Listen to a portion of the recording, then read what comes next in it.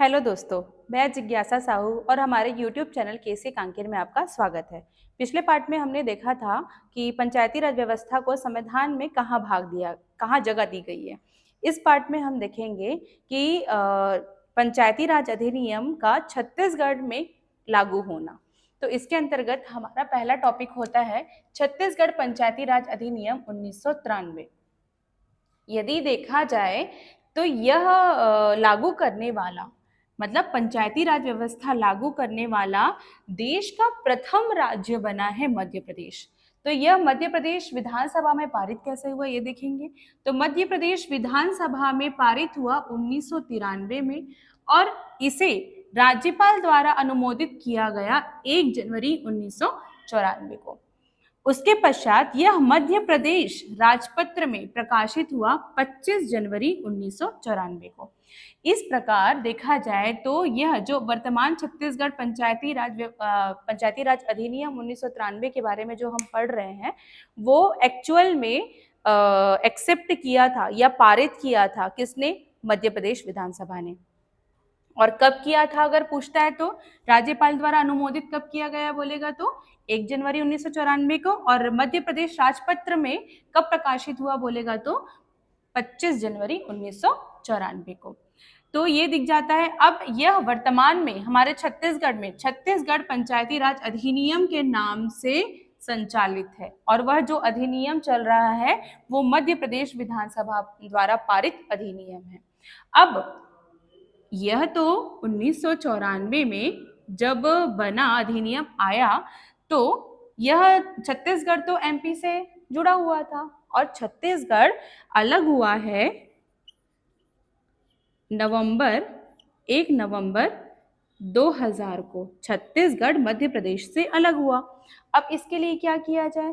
तो इसके लिए अधिनियम का छत्तीसगढ़ राज्य में लागू होना मतलब एक विधियों का अनुकूल आदेश जारी किया गया कि वो कैसे लागू होगा और किस तरह से लागू होगा। तो अधिनियम का छत्तीसगढ़ राज्य में लागू होना, तो विधियों का एक अनुकूल आदेश बनाया गया। पहले तो एक आदेश बनाया गया कि क्या क्या क्राइटेरिया होंगे। ठीक, तो ये आदेश बना है 7 जून 2001 को। विधियों का अनुकूल आदेश कब बना? तो 7 जून 2001 को। और इस आदेश का एक पॉइंट बस लिखा हुआ है यहाँ पे कि यह आदेश 1 नवंबर 2000 को संपूर्ण छत्तीसगढ़ में लागू होगा। ठीक, ये आदेश बना कब? 7 जून 2001 को। अब देखा जाए तो विधियों का अनुकूल आदेश 2001 छत्तीसगढ़ राजपत्र में प्रकाशन, यह जो आदेश बना जो बन गया था 7 जून को, इसका प्रकाशन हुआ है 18 जून 2001 को। तो विधियों का अनुकूल आदेश बनाया गया 7 जून 2001 को और यही आदेश राजपत्र में प्रकाशित हुआ है 18 जून 2001 को। और इस आदेश में लिखा हुआ था जो भी नियम बनेंगे वो 1 नवंबर 2000 से संपूर्ण छत्तीसगढ़ में लागू होंगे और 1 नवंबर 2000 के बाद मध्य प्रदेश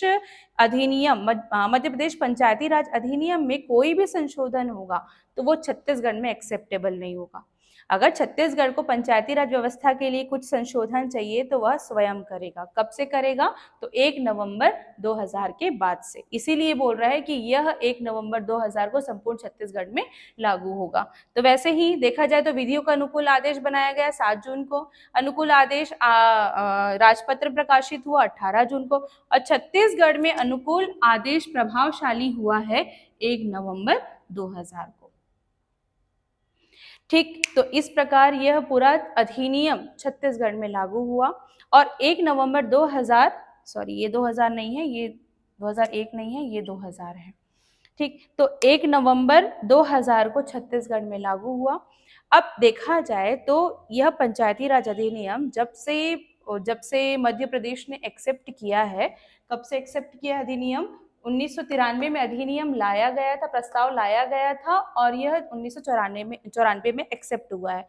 तो उसके बाद से अब तक लगभग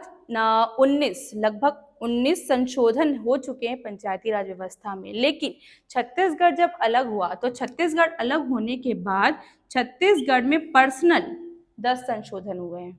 बाकी के संशोधन किसमें हुए थे? पंचायती राज अधिनियम मध्य प्रदेश के तहत।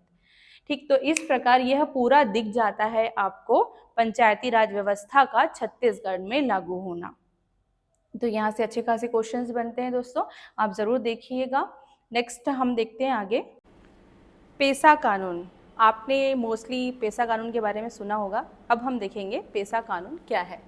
तो देखो, पेसा का तो पहले फुल फॉर्म देखेंगे। PESA, PESA act, the provision of the panchayat extension to the schedule area. यह पेसा कानून का फुल फॉर्म है। ठीक, यह लागू हुआ है संपूर्ण देश में 1996 में। यदि हिंदी में बात करें कि पेसा कानून का पूरा नाम क्या है, तो पंचायत क्षेत्र पर अनुसूचित विस्तार अधिनियम, यह पूरा नाम है पेसा कानून का। अब हम देखेंगे कि यह पेसा कानून लाया किसने, तो भूरिया समिति द्वारा। भूरिया समिति के जो अध्यक्ष है उनका नाम है दिलीप सिंह भूरिया। इन्होंने पेसा अधिनियम लाया।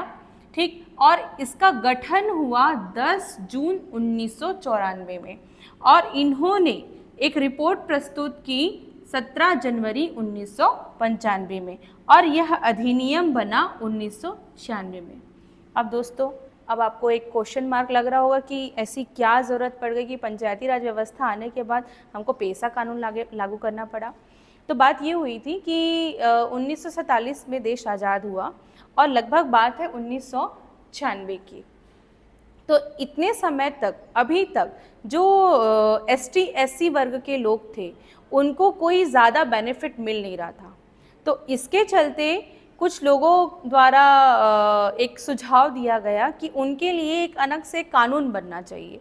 तो इसी कानून के रूप में दिखता है आपको पेसा कानून।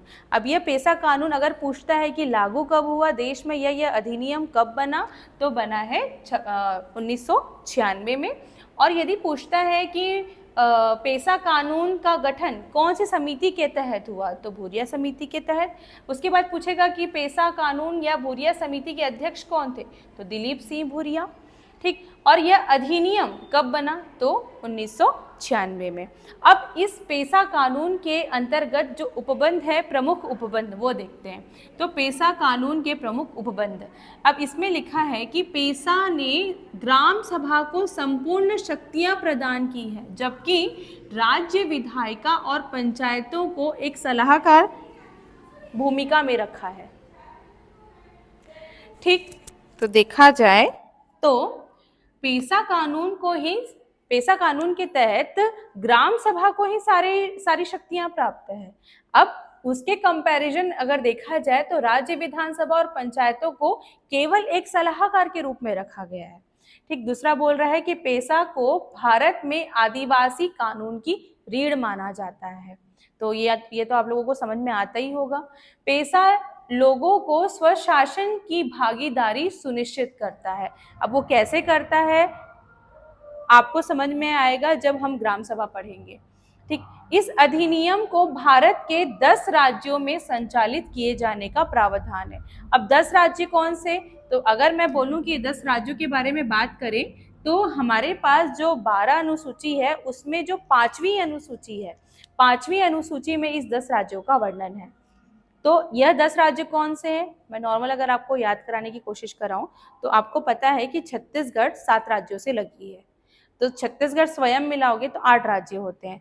तो छत्तीसगढ़ के से लगे हुए 7 राज्यों में एक राज्य छोड़कर मतलब उत्तर प्रदेश।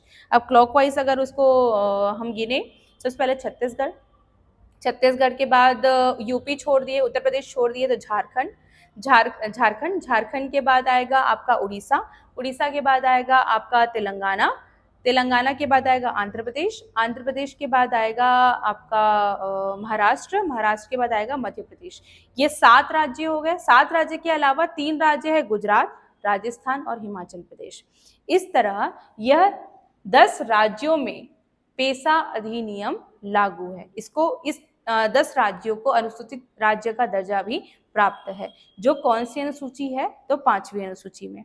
तो दोस्तों, अब आप देखिए कि 5वीं अनुसूची क्या होता है और कमेंट करके बताइए कि 5वीं अनुसूची के अंतर्गत और कौन कौन से प्रावधान हैं। तो इस प्रकार दोस्तों हमने देखा कि छत्तीसगढ़ में पंचायती राज अधिनियम कैसे लागू हुआ, उसके बाद पेसा कानून कैसे लागू हुआ और उसकी समिति की अध्यक्षता किसने की थी। अब अगला टॉपिक हमारा रहेगा अनुच्छेद 243 ए, जिसमें दिया हुआ है ग्राम सभा का वर्णन। तो ये इस प्रकार आपका लेक्चर 4 समाप्त होता है। तो बने रहिए हमारे यूट्यूब चैनल केसीए कांकेर के साथ, और हमारे चैनल को जरूर लाइक कीजिए, सब्सक्राइब कीजिए और शेयर ज़रूर कीजिए। Thank you so much.